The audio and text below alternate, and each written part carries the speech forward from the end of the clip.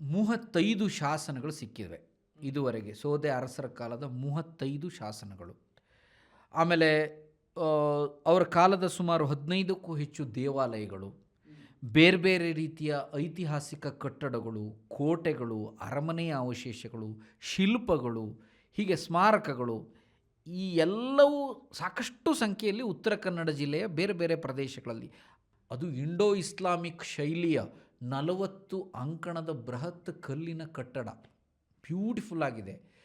ಬಹಳ ವಿಶೇಷ ಅಂದರೆ ನನಗೆ ಇನ್ನೂ ಪ್ರಶ್ನಾರ್ಥಕ ಆಗಿ ಉಳಿದಿದ್ದು, ಅಲ್ಲಿ 2 ಸಮಾಧಿ ಇದೆ, ತಂದೆ ಮತ್ತು ಮಗನ ಸಮಾಧಿ. ಸದಾಶಿವರಾಯರ ಸಮಾಧಿಯೂ ಇದೆ, ಬಸವಲಿಂಗರಾಯರ ಸಮಾಧಿಯೂ ಇದೆ ಆ ಕಟ್ಟಡದ ಎದುರಿಗೆ.